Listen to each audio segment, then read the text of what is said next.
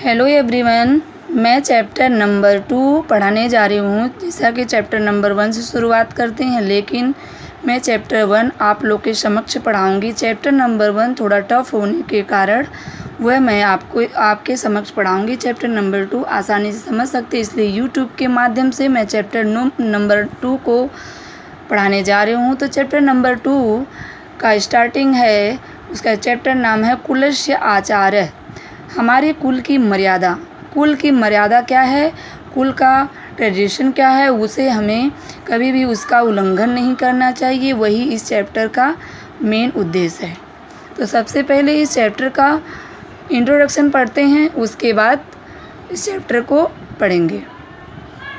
Right from ancient time in Sanskrit, the fables literature have been popular in Sanskrit literature. Whether it is the Chatak tales or Panchatantra or the Hitopadesh, in every book animals are the characters through which different tales have been immediately written. Fables are created even today. One such fable is presented here. A bird called the Chatak drinks only rainwater. This is the tradition of the Chatak race. Every child born into the Chatak family follows this tradition till today. Once when a child of the Chatak family is so troubled by thirst that not heeding the advice of his mother, he gets ready to break this tradition. By chance, he hears the conversation between a poor farmer and his son. Inspired by the conversation that he hears between the poor farmer and his son, he goes back to his mother and shows the willingness to follow the customs of his race. From this story, we will be inspired to follow the age-old traditions and the customs in order to make our lives better. Though animals are made the object, ultimately the advice is given for a man. In addition to this, you also have to learn the verb form and the cases that have been used here. इस कहानी को थोड़ा हिंदी में समझाते हुए मैं फिर इस कहानी के डीप में जाऊंगी। पहले इसको हिंदी में थोड़ा समझाते हैं। एक चातक शिशु यानी गौरैया और उसकी माँ है, जिसका ट्रेडिशन है, उसकी कुल की मर्यादा है कि उसको केवल बारिश का ही पानी पीना है और कोई पानी पीना उसके लिए वर्जित है। लेकिन गौरैया का बच्चा अपनी माँ से जिद कर रहा है कि मुझे बहुत प्यास लगी है और मैं तालाब का पानी ही पीऊँगा, बारिश का इंतज़ार नहीं करूँगा।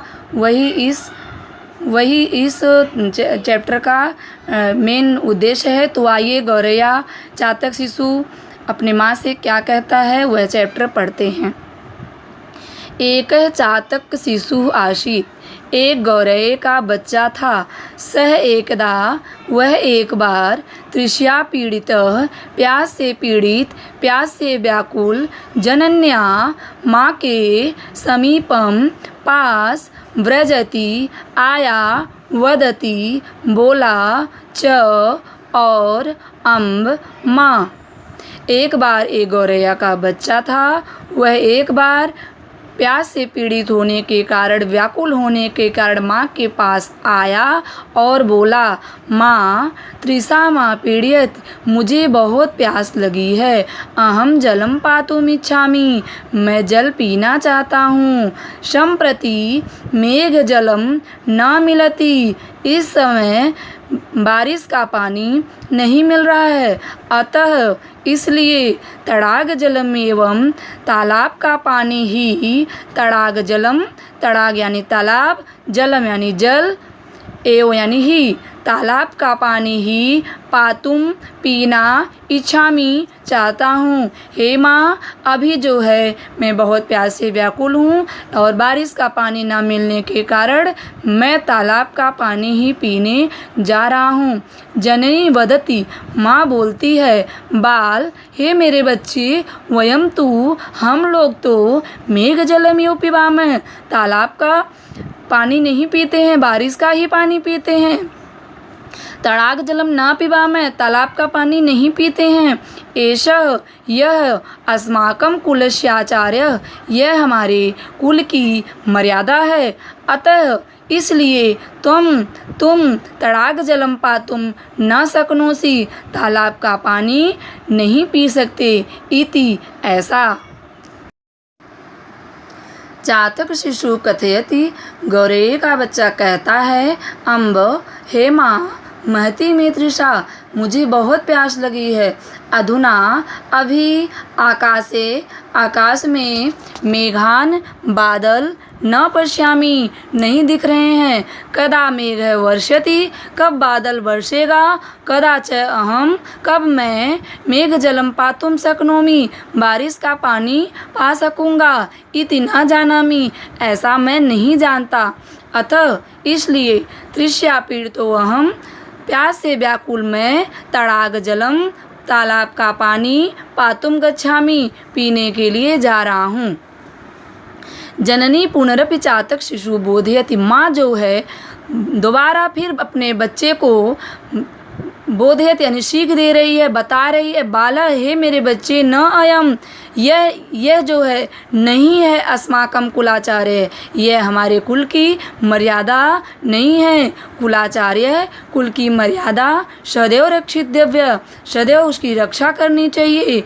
एव ऐसा। अतः इसलिए तुम तड़ाग जलम पातुम न अर्हसि, तुम तालाब का पानी नहीं पी सकते हो। तृष्या सहनम कृत्वा, प्यास सहन करो।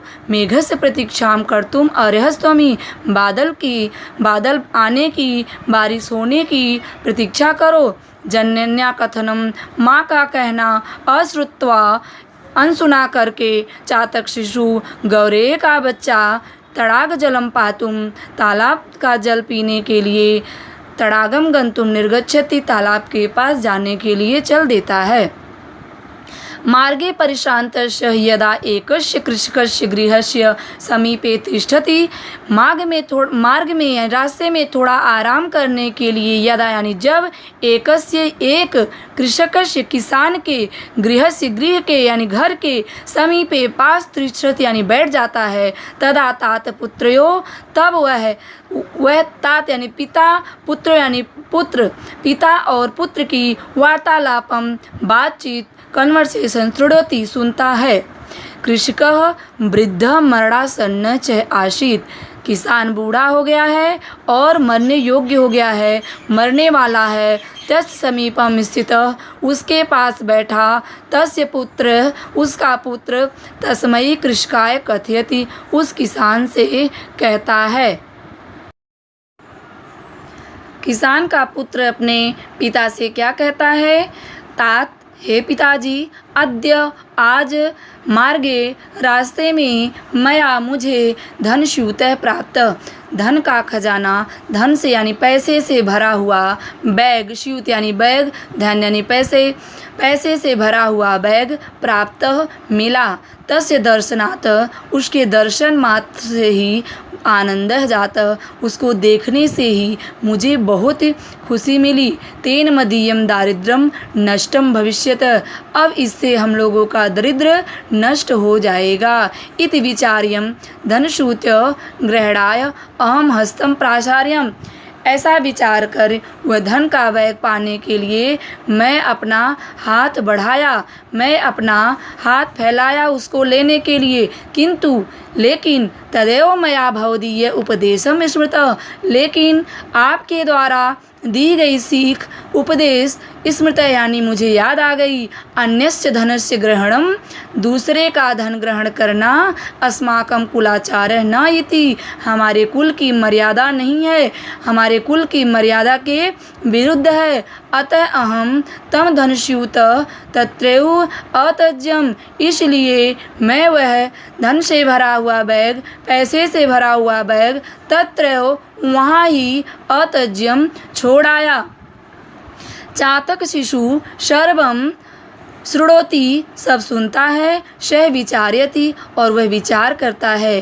अहो अरे मरणासन्नस्य वृद्धस्य मरने योग्य बूढ़े का तत्पुत्रम मरने योग्य हो गया है यह बूढ़ा और उसका पुत्र स्वकीयम कुलाचार्यम पालयतु अपने कुल की मर्यादा का पालन कर रहा है। कितनी कीदृशी श्रद्धा, कितनी श्रद्धा के साथ उसका पालन कर रहा है। अहम तो कुलाचार्यम न पालयामि, मैं तो कुलाचार का पालन नहीं कर रहा हूँ। वयम मेघ जलम पिबामि, मैं भी बारिश का पानी ही पीऊँगा। इति अस्माकं कुलाचार्य, यह हमारे कुल की मर्यादा है। तमहम त्यक्तम प्रवर्ते इतम अनुचितम अस्ति, यह मैं अभी भी त्याग देता हूँ, यह अनुचित है। किसान की बेटे की बात सुनकर वह चातक की शिशु सोचता है। सह चिंतयति, वह सोचता है। पशु पक्षिणश्च मानवश्च सदाशयः रक्षन्ति स्वकुलाचार्य रक्षामि कुल आत्मनः। चाहे पशु हो, चाहे पक्षी हो, चाहे मनुष्य हो, सदाशया जो हमेशा रक्षन्ति स्वकुलाचारम अपने कुल की मर्यादा की रक्षा करता है, वह अपना सम्मान, अपने घर का सम्मान कभी भी नहीं खोता है। वह अपनी भी उसकी रक्षा हमेशा होती है। एवं विचिन्त्य, ऐसा सोचकर सह मातरम प्रत्यागच्छति, वह अपने माँ के पास जाता है। चातक शिशु सर्वम वृतांतम च कथयत, और सारा वृतांत जो घटना घटी होती है वह कह देता है। माता संतोषम अनुभवती, माता को बहुत ही संतोष होता है। शिशवे च आशीर्वादं ददाति, और वह अपने पुत्र को आशीर्वाद देती हैं। अल्पे यो काले, थोड़े ही समय में मेघवृष्टि भवति, बादल बरसता है। मेघ जलम पीत्वा, बारिश का पानी पीकर, मेघ का पानी पीकर चातक शिशु गौरे के बच्चे का तृषा शाम्यति, प्यास बुझ जाती है। धन्यवाद। आगे का नेक्स्ट वीडियो में।